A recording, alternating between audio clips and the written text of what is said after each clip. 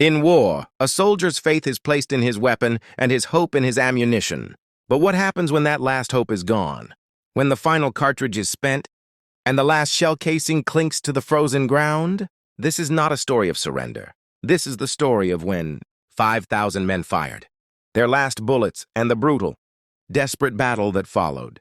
We are on the Eastern Front, in the depths of the Soviet winter of 1943. The unit, the German 44th Infantry Division, specifically its besieged regiments, the 131st and 132nd. The place, a shrinking, bloody pocket of land east of the Dnieper River, near the village of Kherson.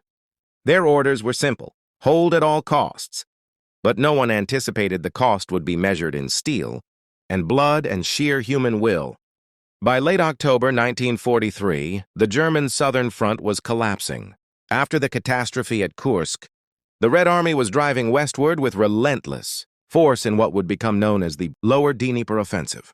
The 44th Infantry Division, the Hoch- und Deutschmeister, already battered and under strength, was part of a desperate rearguard action, tasked with buying time for a larger withdrawal. They dug into a series of interconnected trenches and strong points on a bleak, treeless steppe. The pocket was shallow, only a few kilometers deep, with the icy waters of the Dnieper at their backs. Trapped with them were elements of a shattered artillery, battalion and a handful of Stu G3 assault guns from a separate unit. Commanding the defense was General Lieutenant Dr. Friedrich Franek, a career officer facing an impossible calculus: contain the Soviet tidal wave with dwindling men and even more dwindling supplies. The men, a mix of hardened Austrian veterans from Vienna and fresh, frightened replacements, knew the situation was dire. Resupply flights were sporadic, often shot down. Ammunition trucks struggled through the mud and Soviet artillery barrages. Every round counted, and the count was getting perilously low.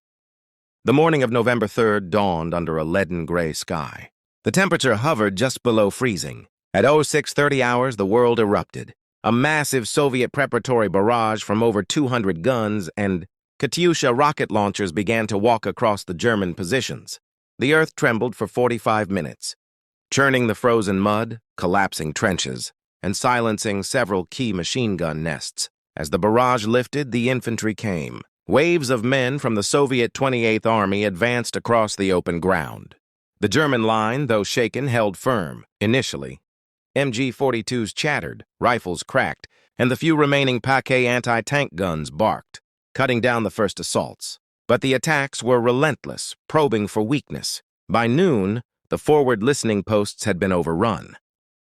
By 1400 hours, reports flooded the command bunker. Ammunition states were critical. Rifle companies reported having less than 30 rounds per man. Machine gun teams were down to their final belts. The real crisis came at 1530, a coordinated Soviet push spearheaded by a battalion of T-34 tanks from the 39th. Guards tank brigade smashed into the center of the line. The German anti-tank gunners fought with desperate courage, knocking out 7 Soviet tanks at point-blank range. But with each armor-piercing shell fired, their own survival became more uncertain. Pause. As dusk began to fall, the order was whispered, then passed along the trench lines. Conserve ammunition. Single shots only. Prepare for close combat. The final Soviet assault of the day began under the cover of twilight. It was a full regiment, perhaps 3,000 men, supported by the remaining T-34s. The German defenders, pressed into a perimeter barely 2 kilometers wide, met them with everything they had left. The last mortar rounds arced into the advancing mass. The final anti-tank shells screamed toward their targets. Then the machine guns fell silent one by one, their ammunition exhausted. Then the rifles. A terrible echoing quiet settled over sections of the line, broken only by the war cries of the advancing Soviets and the roar of tank engines. In the command post, General Lieutenant Franek received the final grim report. The division was, for all practical purposes, out of small arms and anti-tank ammunition. They were surrounded with a frozen river at their back. The Soviet pincers were closing. Pause in that moment. For 5,000 weary, frozen men, the modern concept of war ended. They were about to step back into a much older, more primal form of combat. There was no grand speech, The decision was made in the stark understanding of their only two choices: die in their holes or die trying to break the enemy's will. The order crackled over the few remaining field phones and was carried by runners. Fix bayonets. Prepare to countercharge. What happened next was not a tactical maneuver, but an explosion of sheer desperate fury, as the Soviet infantry, believing the defenders broken, poured into the forward trenches. They were met not with bullets, but with a silent, screaming tide of gray.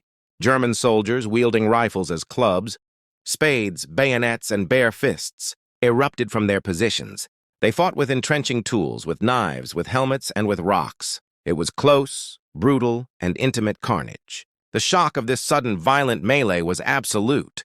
The Soviet advance, expecting a mopping-up operation, stalled in confusion and horror. The tight confines of the trench network worked to the Germans' advantage, neutralizing the Soviet numerical superiority. Men grappled in the mud, their breath forming clouds in the freezing air. Officers used their pistols until those too were empty, then joined the fray with ceremonial swords. The few remaining Stu-G3s, their main gun ammunition spent, lurched forward like metal beasts, crushing Soviet positions and machine-gunning infantry with their coaxial weapons until those too ran dry.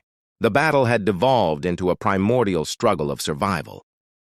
The ferocity of the German bayonet charge and close-quarters fight broke the momentum of the Soviet assault.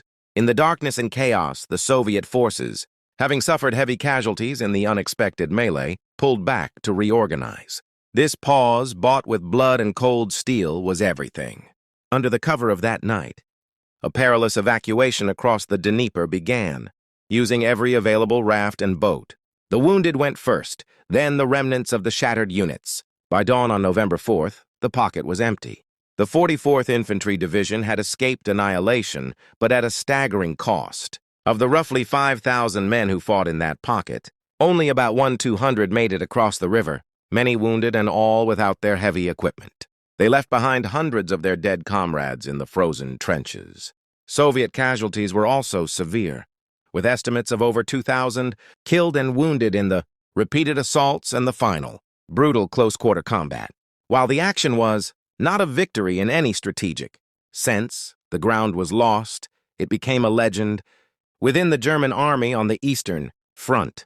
It was held up as the ultimate example of Haltung, of holding one's discipline and fighting spirit even in the face of annihilation. Several Knights' Crosses were awarded for the defense, not for holding ground, but for exhibiting extraordinary leadership in hopeless circumstances. The battle stands as a stark testament to the fact that when all technology and logistics fail, war reduces itself to the most basic human elements: courage, desperation, and the will to live. The defense of the Kherson pocket in November 1943 is a chapter written not in gunpowder but in human resolve. It reminds us that the final, most terrible resource in war is not stored in crates or magazines, but in the hearts of those who fight.